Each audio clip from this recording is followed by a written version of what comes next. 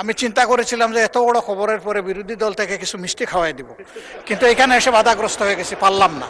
আমি সব সময় হচ্ছে বিভিন্ন মানে বিরোধিতার জন্য দাঁড়াই। আজকে থ্যাংক ইউ জানাচ্ছি যে আজকে এই ধরনের একটা সিদ্ধান্ত নিয়েছেন। আমার এই অপোজিশন থেকে আপনাদের সবাইকে থ্যাংক ইউ জানাচ্ছি যে একটা বসার অন্তত জায়গা হয়েছে।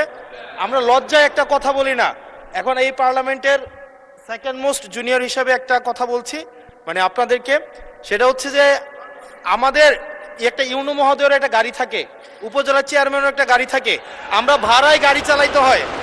আমাদেরকে যদি আমরা লজ্জায় এটা বলতে পারি না, আমরা এটা লজ্জায় কোথাও বলতে পারি না।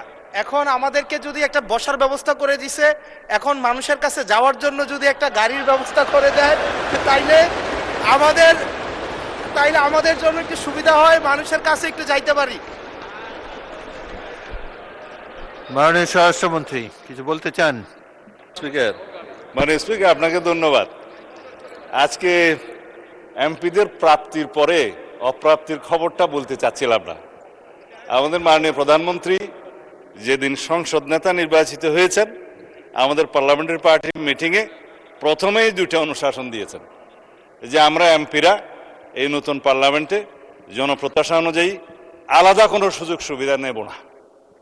সেই হিসাবে তিনি অনুশাসন দিয়েছেন, একটা আইন আছে, এটা সংসদ বিষয়ক মন্ত্রণালয়ের অধীনে সংসদ সচিবালয় থেকেই লিড করবে।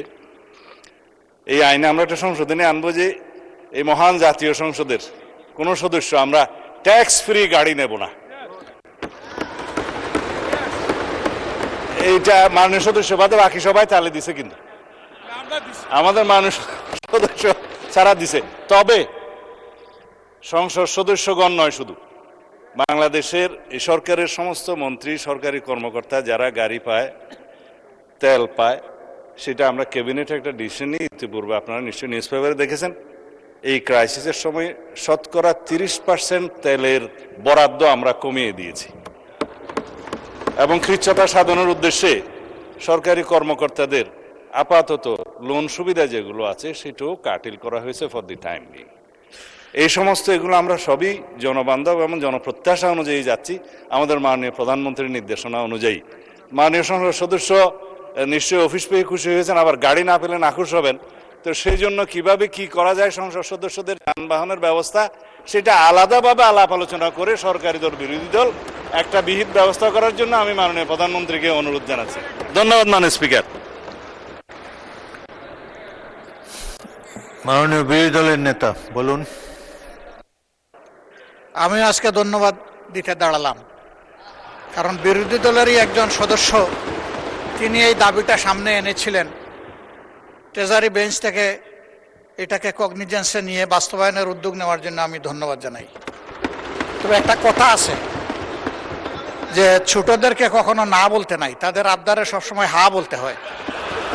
হাসনাত আব্দুল্লাহ বলে ফেলেছে, সাথে সাথে না না বললে আমি বেশি খুশি হইতাম। আমি চিন্তা করেছিলাম যে এত বড় খবরের পরে বিরোধী দল থেকে কিছু মিষ্টি খাওয়াই দিব, কিন্তু এখানে এসে বাধাগ্রস্ত হয়ে গেছি, পারলাম না, একটা ধাক্কা খাইলাম। মাননীয় স্পিকার, আপনাকে ধন্যবাদ। মাননীয় বিরোধী দলের নেতা স্বরাষ্ট্রমন্ত্রী তার শেষ লাইনে বলেছেন যে এটা তারা বিবেচনা করে দেখবেন।